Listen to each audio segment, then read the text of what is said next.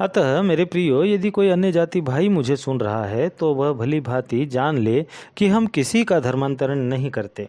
ऐसी कोई व्यवस्था ही नहीं है बाइबल में, पवित्र शास्त्र में, और यदि ऐसा कोई करता है तो वह पवित्र शास्त्र के आधार पर निरी मूर्खता ही साबित होगा, निरा मूर्ख ही साबित होगा। क्योंकि पवित्र शास्त्र बाइबल मत्ती रचित सुसमाचार 7 अध्याय 21 वचन इस प्रकार कहता है, जो मुझसे हे प्रभु कहता है उनमें से हर एक स्वर्ग के राज्य में प्रवेश नहीं करेगा, परंतु वही जो मेरे स्वर्गीय पिता की इच्छा पर चलता है।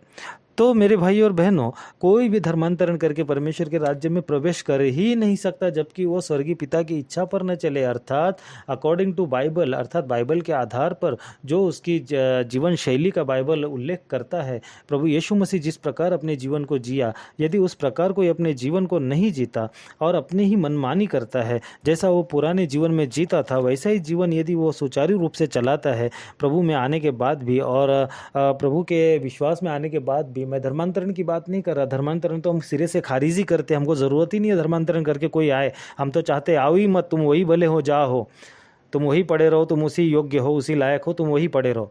हम तो चाहते ही नहीं कि कोई धर्मांतरण करके मसीह में आए, प्रभु यीशु मसीह में आए। प्रभु यीशु मसीह को सच्चे आराधक चाहिए, परमेश्वर सच्चे आराधकों को ढूंढता है।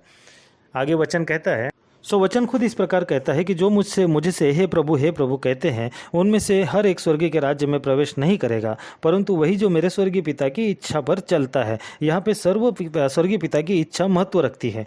तो क्या जो मन से पश्चाताप न करे और पैसे के लिए धर्मांतरण करे, जैसा आप लोग छाती पीट पीट कर आरोप करते हैं, क्या धर्मांतरण करके कोई स्वर्ग में जाएगा? एक भी नहीं। बिना पश्चाताप, बिना मन फिराए, बिना पापों के अंगीकार किए, बिना पापों की क्षमा प्राप्त किए कोई भी महज पैसे के लिए धर्मांतरण करे, दरअसल यह आरोप ही निराधार है। परंतु ऐसा कोई करता भी है और करवाता है, दोनों का भाग नरक की झील में होगा। और इन कारणों से बेगुनाहों पर, जिनका इस संपूर्ण वाक़ये और घटनाक्रम में जिनका कोई सहभाग नहीं, कोई हाथ नहीं, ऐसे मासूमों को सताने वालों का भी भाग उस नरक की आग के झील में होगा, क्योंकि उन्होंने निर्दोषों पर उपद्रव किया है।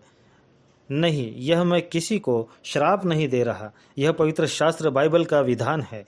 हम तो वही करते हैं जो कहने का आदेश परमेश्वर हमें देता है। हम दया करते हैं, हम क्षमा करते हैं, क्योंकि उसने आप ही हमें अपने वचनों में कहा है। इब्रानियों 10 अध्याय 30 और 31 वचन, क्योंकि हम उसे जानते हैं जिसने कहा, पलटा लेना मेरा काम है, मैं ही बदला दूंगा।